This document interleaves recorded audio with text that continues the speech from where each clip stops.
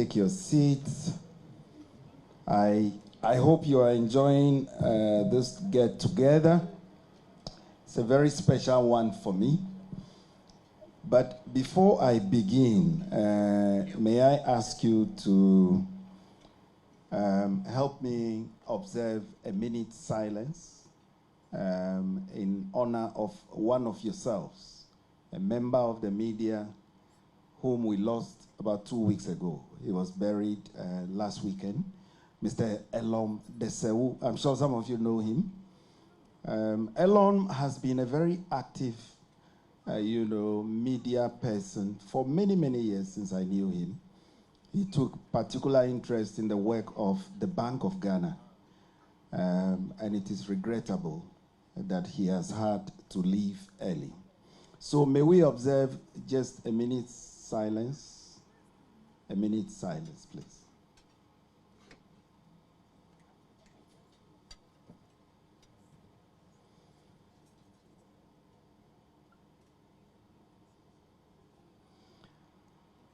May his soul rest in perfect peace.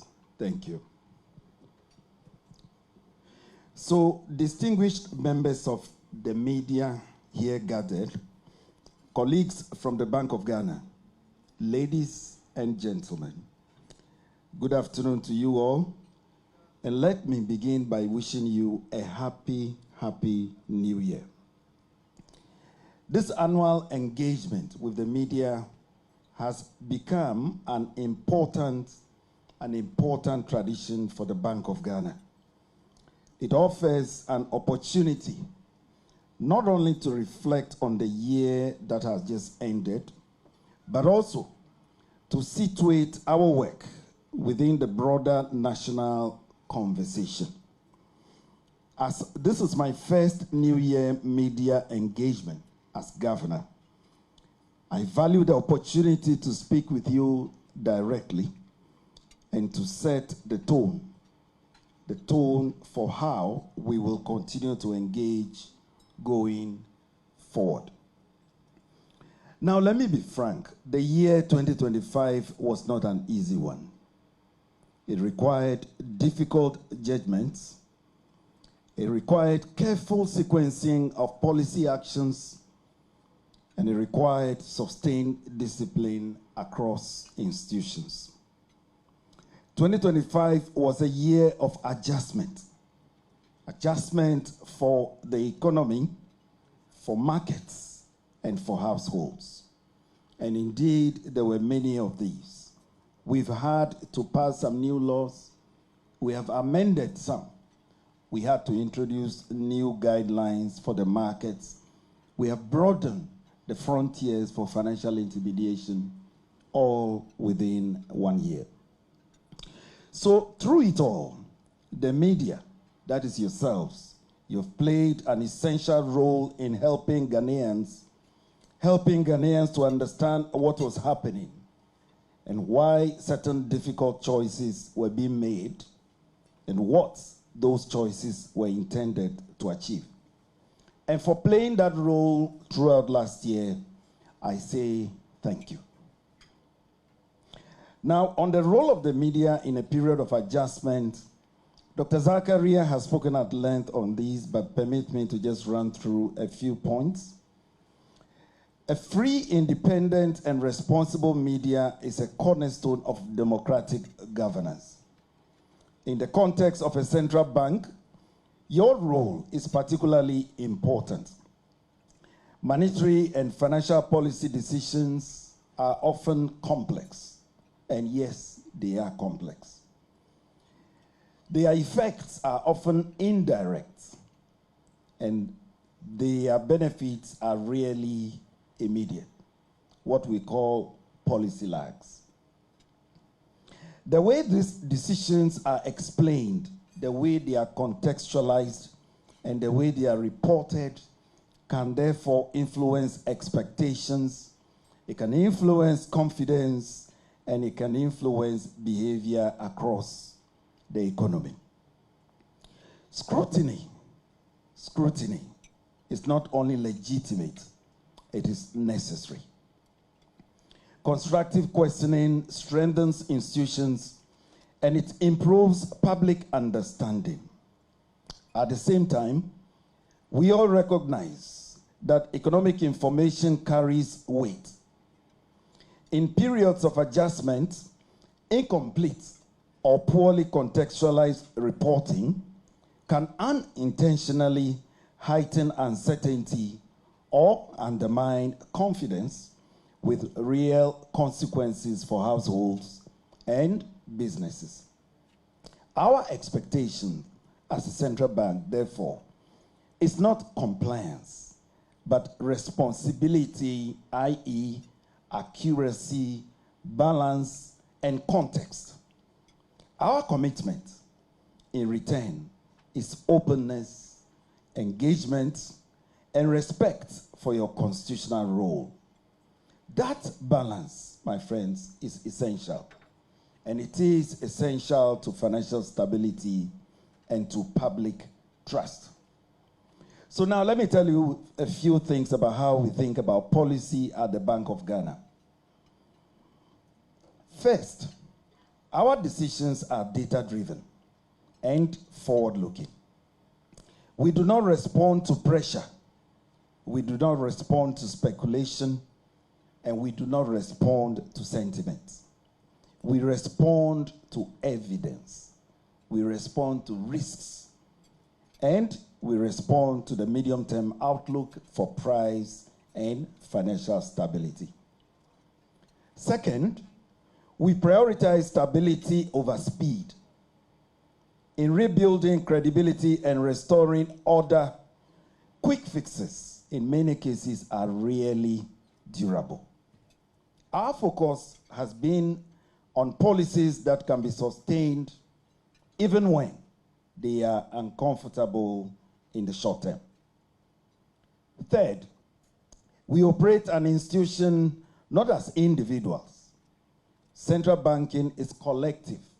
It is disciplined work, and decisions are taken through established frameworks informed by analysis, debates, and yes, we do have lots of debates in-house, as well as professional judgment.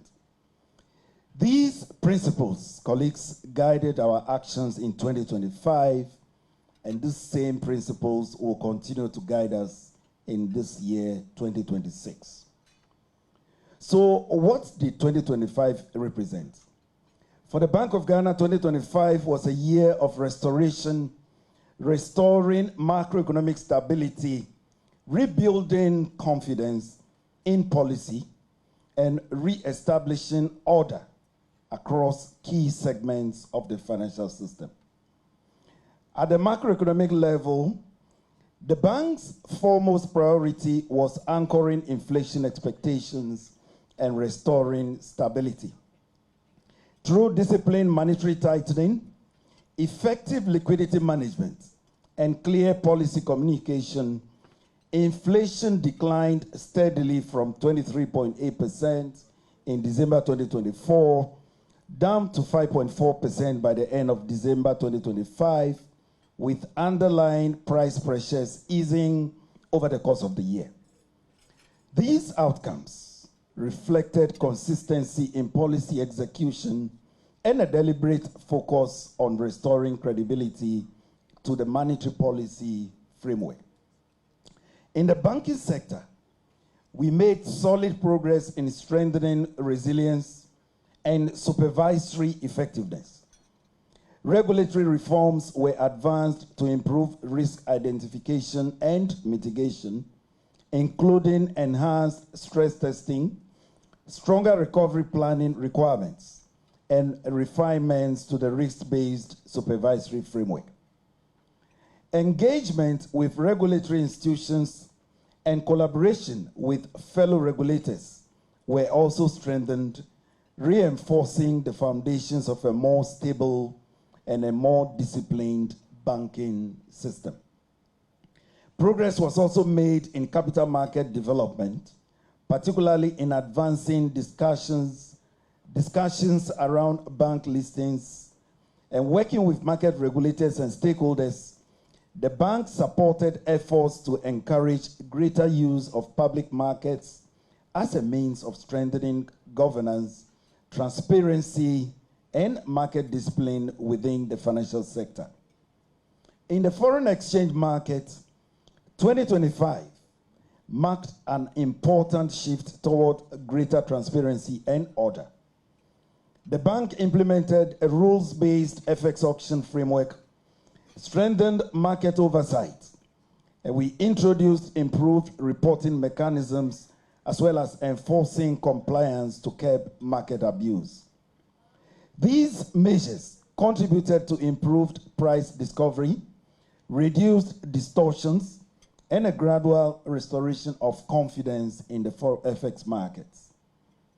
Now, the bank's gold programs also played a strategic role during the year. Through the domestic gold purchase program, external buffers were strengthened, FX pressures were moderated, and confidence in Ghana's external position improved. As a result, gross international reserves rose to over $13.8 billion US, equivalent to approximately 5.7 months of imports cover. This was historic. I've not seen such levels since I joined the central bank way back in 1995.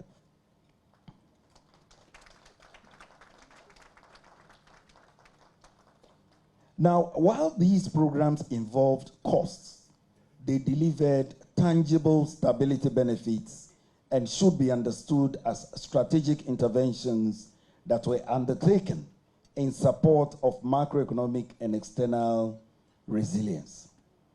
On the legislative front, significant institutional reforms were secured. Parliament passed the Bank of Ghana Amendment Bill 2025, strengthening central bank independence, enhancing accountability, and reinforcing safeguards around central bank financing of government.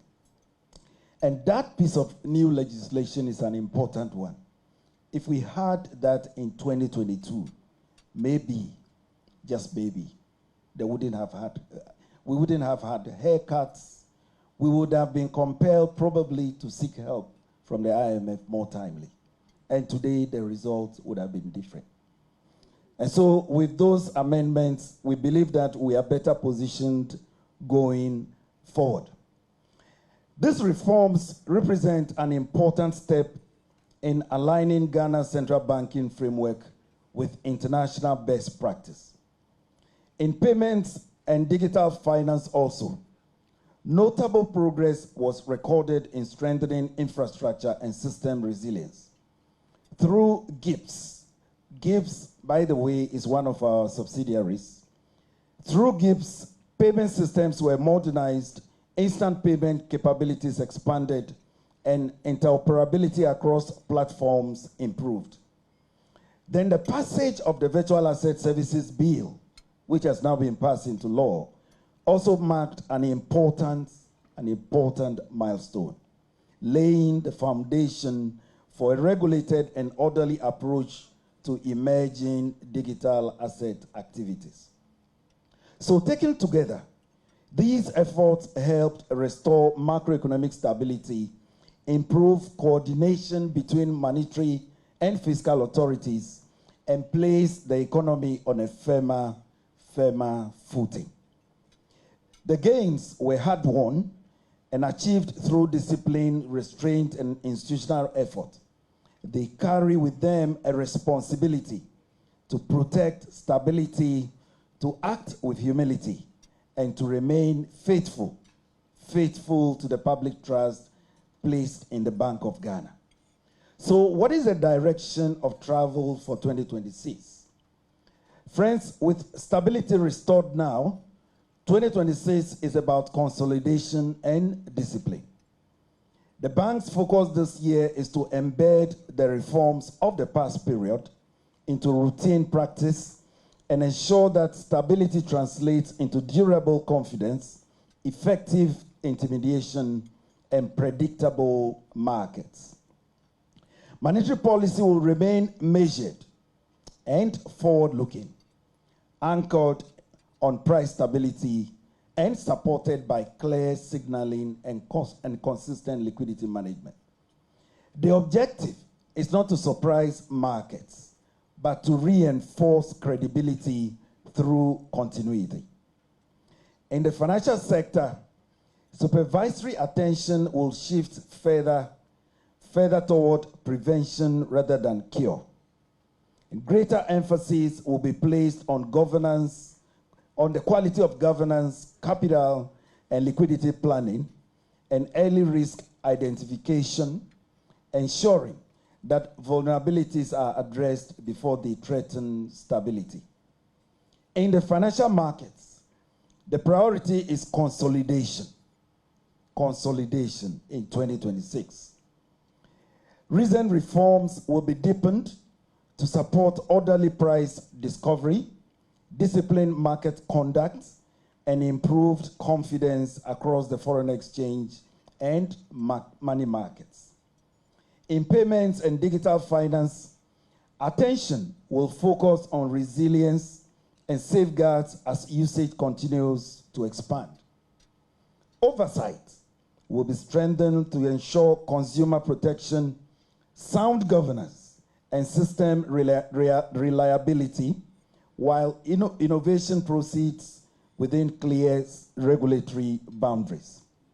Finally, 2026 will mark a transition in how national strategic initiatives are anchored. Programs introduced during the period of adjustment, including those related to gold, will move toward more sustainable institutional and fiscal arrangements, ensuring shared responsibility and long-term viability. Across all areas, the emphasis this year is quality over quantity. Strong institutions, disciplined markets, and policies that endure. My friends, it is important to remember that behind every policy decision are real people. Real people, we are talking about households that are managing rising costs. We're talking about businesses that are navigating uncertainty. And we're talking about workers that are concerned about jobs and also concerned about their incomes. Therefore, trade-offs are unavoidable, and no decision is taken by us lightly. Our responsibility is to act in the long term public interest, even when the short-term choices are difficult. Trust in a central bank is built not by promises, but by consistency, by transparency, and by integrity over time. So how do we strengthen our partnership as we look ahead? My friends, as we look into 2026 and beyond, we are committed to deepening our collaboration with you, the media. We will expand our media training programs, and I'm sure you are aware of these, and we will introduce a dedicated forum for editors, for producers, for presenters, and the many behind-the-scenes professionals whose work shapes the news and content that we consume, even though they may not appear on the visible or audible stages alongside our regular press corps. In addition, we will launch an internal recognition initiative. We are calling it the Governance, Economic, and Financial Story of the Year. This is to encourage accurate and insightful reporting on economic matters and Bank of Ghana stories throughout the year. And this initiative aims to inspire creativity and innovation in storytelling across both print and digital platforms. I want to encourage all of you to take up this challenge, and may the best media house emerge victorious. The winning journalist, let me remind you, the winning journalist will be sponsored to attend the IMF World Bank meetings.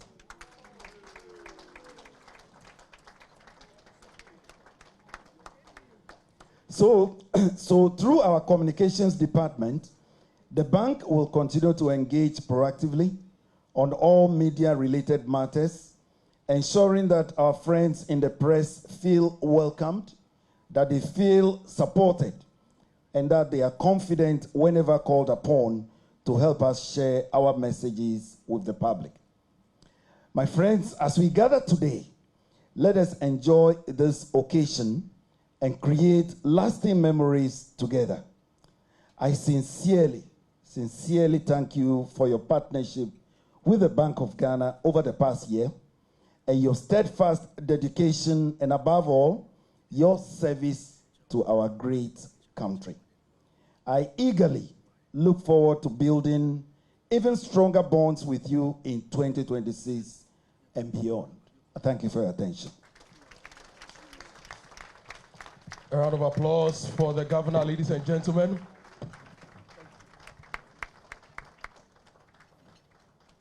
Please, let's do it better for the governor, please.